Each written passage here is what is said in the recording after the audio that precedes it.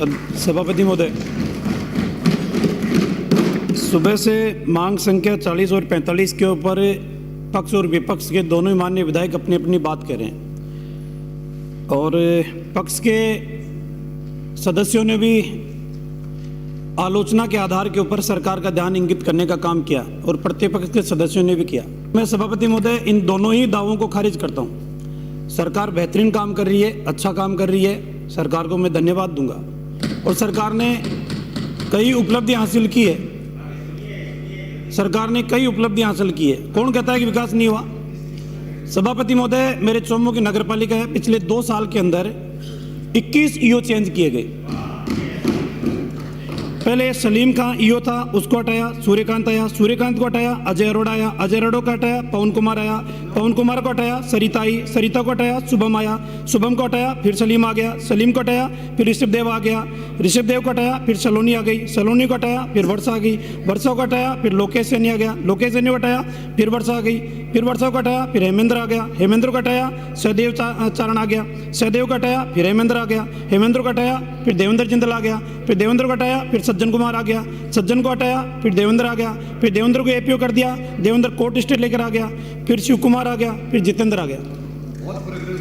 साहब, इतनी प्रोग्रेस मैंने इतिहास के पन्नों में कभी नहीं देखी साहब। 21 ईओ चेंज किए और फिर सरकार ये कहती है कि हम ईओ कर निर्धारक को नहीं लगाएंगे, फिर भी उसके बावजूद भी ईओ कर निर्धारक को हमारे जितेंद्र कुमार को लगा दिया। अब मुझे ये पता नहीं है कि सब लोग कह रहे हैं कि शांति धारीवाल जी बहुत मजबूत आदमी है, कठोर आदमी है, जिद के पक्के आदमी है, फिर भी ये किसके दबाव में है, ये मेरी समझ से परे है। इसलिए मेरा निवेदन है, अगर नियम विरुद्ध ईओ लगा हुआ है तो सभापति महोदय इसको तत्काल हटाया जाए। नंबर 1। दूसरी सरकार की उपलब्धि बताता हूँ सभापति महोदय। मेरी नगरपालिका चौमो के अंदर एलईडी की खरीद की गई, एलईडी की जांच की गई। जांच के अंदर डीडीआर ने कहा कि अनियमितताएं हुई है और डीडीआर ने लिखा कि विजिलेंस इसकी जांच करके आवश्यक कार्रवाई करे। डीएलबी विजिलेंस को पत्र लिखने के बावजूद भी 1 साल से विजिलेंस ने कोई कार्रवाई नहीं की। ये प्रगति है। तीसरी प्रगति बता रहा हूं सभापति महोदय। तीसरी प्रगति यह है कि मैंने विजिलेंस के अंदर कहा कि मेरे चौमो नगर पालिका के अंदर 3 करोड़ रुपए की पाइपलाइन डाली गई है। जहां पानी की एक बूंद नहीं है वहां पाइपलाइन डाल दी, जहां पानी पहुंचने की संभावना नहीं है फिर भी पाइपलाइन डाल दी गई। भ्रष्टाचार इतना कि जहां डालनी चाहिए वहां डाली नहीं। विजिलेंस कलेक्टर के यहाँ सतर्कता समिति में लगाया, उसकी जांच एससी को दी, एससी आज दिन तक उसकी 6 महीने में जांच ही नहीं पूरी कंप्लीट नहीं की, आज भी जांच पेंडिंग है। यह सरकार की उपलब्धि है। और तीसरी बात सरकार की उपलब्धि है सभापति महोदय, नगरपालिका चौमो का बिजली का 14 करोड़ रुपए बाकी हैं। कल ही बिजली विभाग ने 48 कनेक्शन रोड लाइट के काट दिए, पूरा शहर अंधेरे के अंदर है और बिजली विभाग के अधिकारियों ने चेतावनी स्पष्ट रूप से यह दी है कि कल तक पैसे जमा नहीं कराए तो पानी के ट्यूबवेलों के कनेक्शन भी काटे जाएंगे। यह सरकार की उपलब्धि है। पूरा शहर अंधेरे के अंदर है और पानी की अगर कनेक्शन कट गए तो आम आदमी सड़कों के ऊपर आ जाएगा। सभापति महोदय, विषय गंभीर है, सरकार इस ओर ध्यान दे। एक सभापति महोदय आपसे निवेदन करना चाहूंगा, सरकार कैसा काम कर रही है। मेरे यहाँ पट्टा बनाने के लिए, देखो एक बात के लिए सरकार को धन्यवाद है, यह किसी के साथ भेदभाव नहीं कर रही। ये कई मान्य सदस्य करें सरकार भेदभाव कर रही है, कोई भेदभाव सरकार नहीं कर रही। मैं इसको सिरे से खारिज करता हूं। मेरे यहाँ चौमो के अंदर श्रीमती शांति देवी वाइफ ऑफ देवीसाई योगी 23/6/2022 पट्टा बनवाने के लिए रसीद कटाई, पुस्तक संख्या 441 क्रमांक संख्या 41, रसीद कटी 501 रुपए की। और इसी दिन एक और रसीद उसी नगरपालिका के अंदर श्रीमती शांति देवी देवीसाई योगी दिनांक 23/22 पुस्तक संख्या 431 क्रमांक 99 रसीद कटी 10,500। मतलब 2 प्रकार की रसीदें नगरपालिका में छपी हुई है। रिकॉर्ड के अंदर ली गई 501 रुपए की और प्रार्थी को दी गई 10,500 रुपए की। इसकी भी जांच नहीं हुई। अब सभापति महोदय, जो मैंने पहले बात की कि नगरपालिका किसी के साथ भेदभाव नहीं करती, एक कांग्रेस के कार्यकर्ता है, नाम नहीं लूंगा, बहुत वरिष्ठ है, पुराने, ता जिंदगी कांग्रेस को वोट और नोट दोनों दिए। उनकी नगरपालिका का चेयरमैन आ गया तो उसने सोचा कि मेरी सरकार आ गई, तो उन्होंने बाजार के अंदर दुकान थी, बाजार के अंदर दुकान थी, उस दुकान का जीर्णोद्धार कराने के लिए ठंडी कर दी। दुकान बनाने लगे तो नगर पालिका के लोग आके बैठ गए।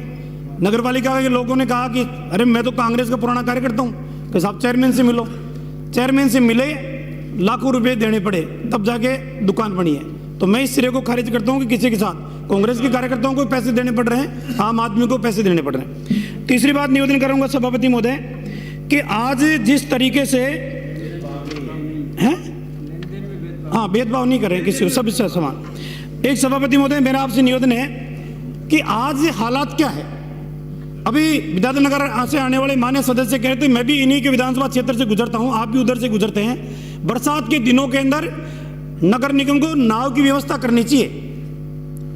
डहर के बालाजी से लेकर और आपके विद्याधर नगर डिपो तक नाव चलानी चाहिए। इतना बरसात का पानी बढ़ता है। फिर आगे वहां 14 नंबर चले जाओगे तो 14 नंबर के ऊपर भी यही स्थिति है, पानी निकासी की कोई व्यवस्था ही नहीं है। लाखों रुपए खर्च करने का काम करते हैं, वाहवाही लूटने का काम करते हैं, लेकिन हालात यह है कि हर साल उनको बजट की आवश्यकता पड़ती है, क्योंकि बरसात का पानी जब तक सड़कों पे नहीं आएगा, सड़कें कैसे टूटेगी और फिर सड़कें दोबारा कैसे नहीं बनेगी, इसलिए बजट की आवश्यकता पड़ती है। सभापति महोदय मेरा आपसे निवेदन है, आज कमला नेहरू नगर की क्या स्थिति है।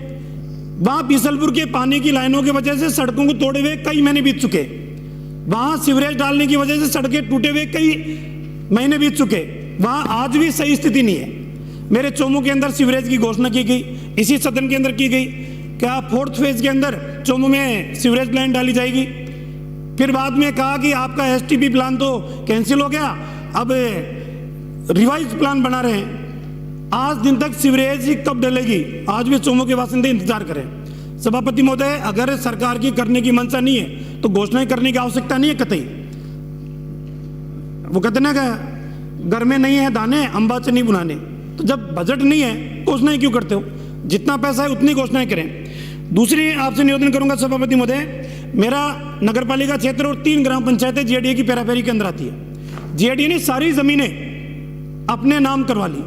अब वहां आबादी विस्तार करना है तो जमीन नहीं है, वहां अगर सुविधाएं विकसित करनी है तो जमीन नहीं है, वहां स्कूल खोलनी है तो जमीन नहीं है, सब सेंटर खोलना है तो जमीन नहीं है। जेडीए सारी जमीनों को कॉलोनी डेवलप करके बेचने का काम कर रहा है और वहां स्थानीय ग्राम पंचायतें आज भी विकास के लिए तरस रही है। इसलिए मेरा आपसे निवेदन है, हमारी सरकार ने प्रत्येक ग्राम पंचायत को 50 लाख रुपए दिए थे विकास के लिए। मैं चाहूंगा ये सरकार भी 50 लाख रुपए की राशि उन ग्राम पंचायतों के अंदर दे और कम से कम कुछ जमीनें तो उन ग्राम पंचायतों को रिजर्व करने के लिए दे। एक सभापति महोदय, मेरे यहाँ हाउसिंग बोर्ड की जमीन काफी लंबे समय से पेंडिंग पड़ी है, उस हाउसिंग बोर्ड का भी जो निस्तारण करना चाहे वो निस्तारण करने का काम करें। रिंग रोड जो आपकी बनी थी, किसानों का मुआवजा आज भी बाकी पड़ा हुआ है, इसलिए वो किसानों को मुआवजा भी जल्दी दिलाने का काम करें। एक सभापति महोदय, मेरे जिले के अंदर सांबर का चेयरमैन कांग्रेस का था, रिश्वत के अंदर पकड़ा गया, 1 महीना हो गया, अब तक भी उसको निलंबन करने का काम सरकार ने नहीं किया। मैं चाहूंगा कि जेल में है, सरकार तत्काल उसको निलंबन करने का काम करे।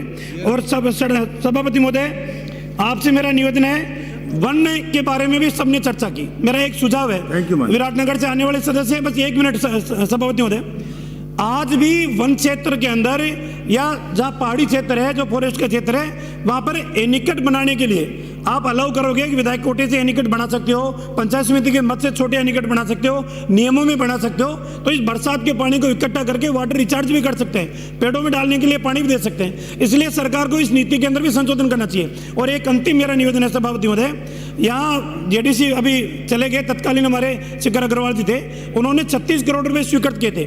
मेरे यहाँ सामोद से लेकर वीर हनुमान जी की सड़क जो फॉरेस्ट में, उसका डाइवर्जन कंप्लीट हो चुका, 9.5 हेक्टेयर जमीन का 7.1 किलोमीटर की सड़क है। आज दिन तक फॉरेस्ट उसकी एनओसी नहीं दे रहा, अगर वो एनओसी दे दे तो यात्रियों को काफी लाभ मिले। और एक बदुआ सरकार को लगेगी सभापति महोदय, बदुआ सरकार को लगेगी, मेरे बालाजी का रोपवे 4 साल से बंद पड़ा हुआ है। बालाजी टुकर टुकर देख रहे हैं, उनके श्रद्धालु परेशान हो रहे हैं, विकलांग कोई चढ़ नहीं सकता, बीमार आदमी चढ़ नहीं सकता, 60 साल से ऊपर का 1000 सीढ़ियां चढ़ नहीं सकता। ये बदुआ सरकार की सरकार को लगेगी। मैं चाहूंगा सरकार तत्काल उस रोपवे को चालू करने का काम करे। आपने बोलने का अवसर दिया, धन्यवाद। श्री लाखन।